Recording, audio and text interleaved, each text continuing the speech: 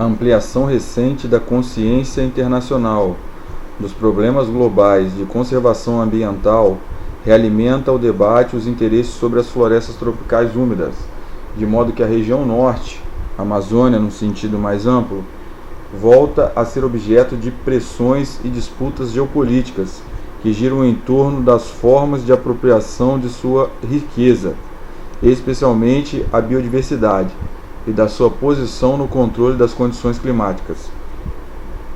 Todos esses fatores devem ter importante peso na definição de políticas e iniciativas voltadas à região norte, à sua ocupação econômica, à utilização de suas riquezas e ao controle político, econômico e estratégico da fronteira norte do Brasil. Região concentrada. Abrangendo quase um terço do território brasileiro, o complexo regional do Centro-Sul estende-se de Goiás e Mato Grosso do Sul até o extremo meridional do Brasil, incluindo, portanto, o Sudeste. Essa grande região abriga cerca de 2/3 dos habitantes do país e concentra a maior parte dos recursos econômicos nacionais, industriais, agropecuária moderna, bancos, mercado de capitais, comércio, universidades, etc. Em 2005, cerca de 78% do PIB brasileiro concentrava-se no Centro-Sul. Trata-se, assim, da parte do território nacional de maior ocupação humana. Justamente por isso possui os maiores contrastes internos, pois as maiores disparidades regionais são obra da sociedade humana e não da natureza, comparando o Centro-Sul à Amazônia. Esta pode ainda ser considerada uma região relativamente homogênea. É claro que existem diversidades na Amazônia, a ponto de alguns autores falarem em Amazônias, no plural, mas estamos comparando com o Centro-Sul, que apresenta maiores diferenças internas. No Centro-Sul localiza-se a megalópole brasileira, que está em formação. Tal região é considerada o centro econômico do país. Além de muitas áreas pouco industrializadas e agricultura tradicional, nesse complexo regional estão 6 áreas metropolitanas do Brasil: São Paulo e Rio de Janeiro, as 2 metrópoles globais, e Belo Horizonte, Curitiba, Brasília e Porto Alegre, 4 metrópoles nacionais. O grau de urbanização dessa enorme região é bem maior que o da Amazônia ou do Nordeste, com uma rede urbana mais integrada, com maior concentração de cidades em relação ao espaço. A divisão territorial do trabalho entre as diversas áreas que compõem o centro-sul do país é bem desenvolvida, com intensos fluxos de mercadorias pelo espaço geográfico. As rodovias mais movimentadas do Brasil localizam-se aí, bem como os principais portos e aeroportos, a maior rede de telefonia do país, etc. Podem ser reconhecidas as seguintes unidades nesse conjunto regional do Centro-Sul: Megalópole, Zona da Mata Mineira, Quadrilátero Ferrífero, Triângulo Mineiro, porção sul de Goiás, Grande Belo Horizonte, sul do país e outras áreas. Megalópole. A megalópole, o centro econômico do Brasil, é uma área que abrange a Baixada Santista, onde se localiza o principal porto do país e inúmeras indústrias siderúrgicas, petroquímicas, etc., a Grande São Paulo, Campinas e Paulínia, o Grande Rio de Janeiro e cidades ao longo de rodovia da Presidente Dutra, principal eixo de ligação entre as 2 metrópoles globais. Nessa área, também denominada Região Urbana Global Rio-São Paulo, predomina a atividade industrial, com os estabelecimentos fabris mais modernos do país. Mas aí aparece também o Cinturão Verde de São Paulo, área hortigranjeira ao redor da cidade de Mogi das Cruzes, que abastece até o Rio de Janeiro. Uma zona de pecuária leiteira localiza-se nos diversos municípios que compõem o Vale do Paraíba. A área ao redor da rodovia Presidente Dutra e do Rio Paraíba do Sul, que abrange terras dos estados de São Paulo e do Rio de Janeiro. O Vale do Paraíba, no qual se destacam as cidades de São José dos Campos, São Paulo, Taubaté, São Paulo, Guaratinguetá, São Paulo, Lorena, São Paulo e Volta Redonda, Rio de Janeiro, também cedia um importante parque industrial com indústrias automobilísticas, química, aeronáutica de armamentos, siderúrgica, etc. Zona da Mata Mineira. A zona da Mata Mineira localiza na porção sudeste de Minas Gerais, onde se destaca a cidade de Juiz de Fora. A industrialização aí tem avançado bastante nos últimos anos, mas a zona da Mata Mineira ainda se destaca como uma área agrícola e de pecuária leiteira que abastece principalmente o Grande Rio Belo Horizonte. Quadrilátero Ferrífero é uma área vizinha a Belo Horizonte, onde se destacam as cidades de Sabará, Congonhas, Santa Bárbara, Mariana e Ouro Preto. Trata-se da região que mais produz minério de ferro no Brasil, escoado por ferrovia até o porto de Vitória Tubarão, no Espírito Santo, e daí exportado. Aí se localiza também inúmeras indústrias, notadamente siderúrgicas. Triângulo Mineiro, área sudoeste de Minas Gerais, onde se sobressaem as cidades de Uberlândia e Uberaba.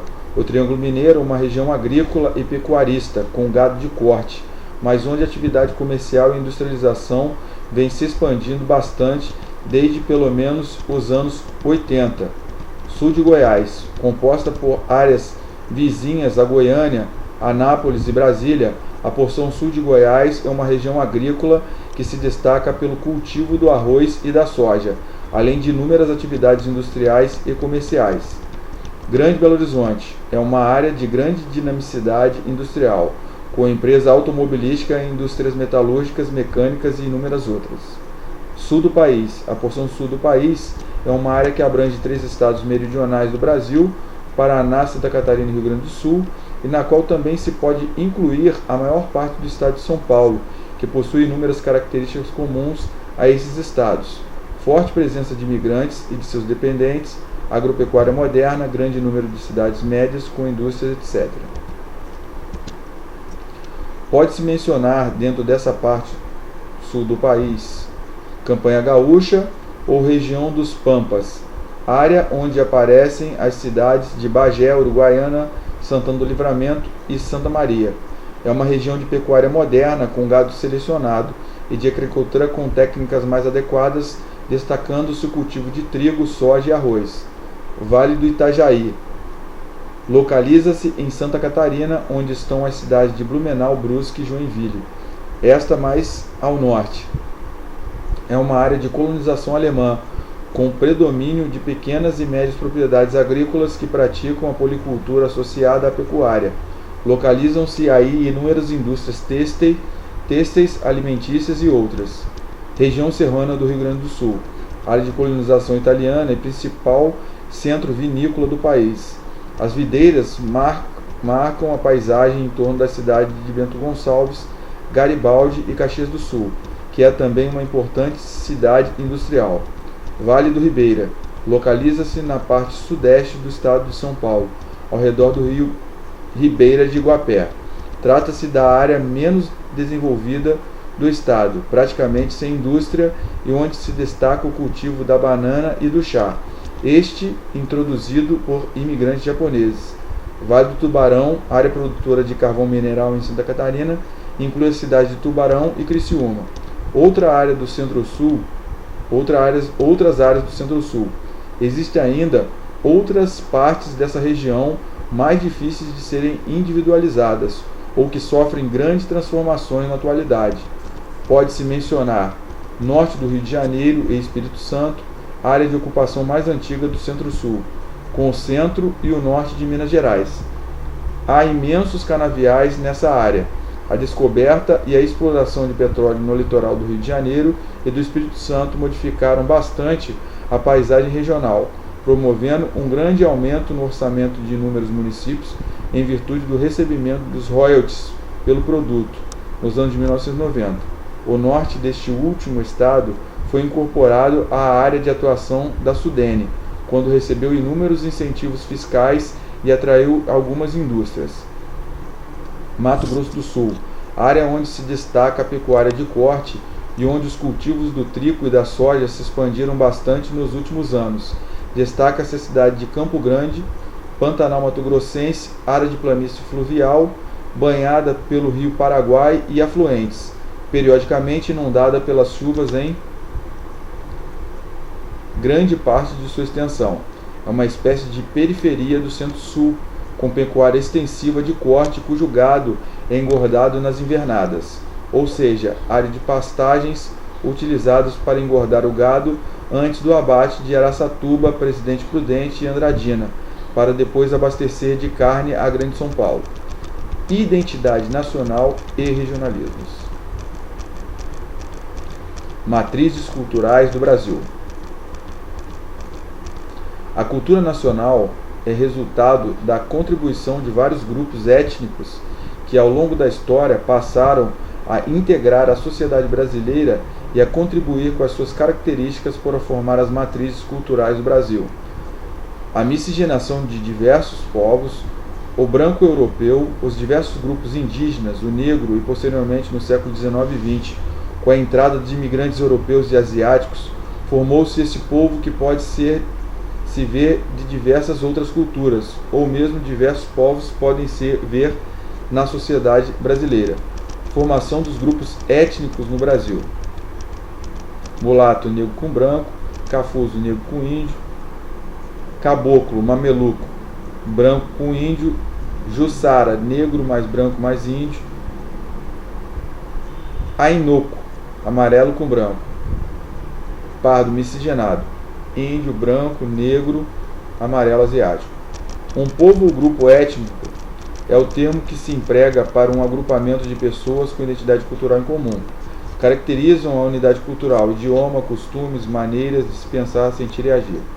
Daí verificarmos o importante papel do governo português em obrigar a língua portuguesa na colônia, pois falávamos uma mistura de línguas. O mesmo fato se repetiu quando o governo de Getúlio Vargas obrigou a todas as escolas a utilizarem o português. Nessa época, algumas colônias de imigrantes europeus educavam seus filhos utilizando a língua do país de origem. O elemento língua portuguesa foi muito importante como identidade na formação da nação que nascia após a independência. Do século XVI ao século XIX, a constituição étnica principal do Brasil foi o negro, o índio e o branco. A vinda da família real e a preocupação da coroa em branquear a população fez com que fosse incentivada a vinda de imigrantes europeus. A primeira leva de colonos veio da ilha dos Açores. Essa era uma migração diferente, pois não estava em busca de um sujeito isolado, mas de grupos familiares. No auge da produção do café, veio a proibição do tráfico negreiro. Essa realidade fez com que os fazendeiros e o Estado fossem em busca de trabalhadores na Europa. No período de 1850 a 1930, chegaram ao Brasil migrantes de origem europeia e alguns asiáticos. Veja o gráfico abaixo.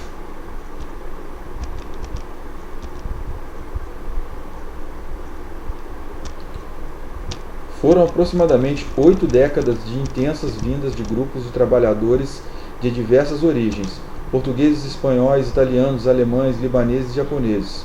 Todos esses povos contribuíram para a formação cultural do Brasil. Quando avaliamos a nossa comida regional, conseguimos identificar as marcas dos povos que predominaram em uma região do país. Havia uma preocupação em manifestar seus costumes e suas crenças. Desse modo, os imigrantes influenciaram e foram influenciados. Podemos identificar como foi a contribuição quando observamos a diversidade de nossa música, palavra de nosso idioma, as festas populares, as crenças, o sincretismo religioso. Em tudo, quando observamos com essa intencionalidade, podemos identificar as influências desses povos que aqui se fixaram. A partir de 1930, a migração para o Brasil declinou. O processo de modernização da economia e a crise no setor agrícola trazia grandes levas de trabalhadores do campo para a cidade.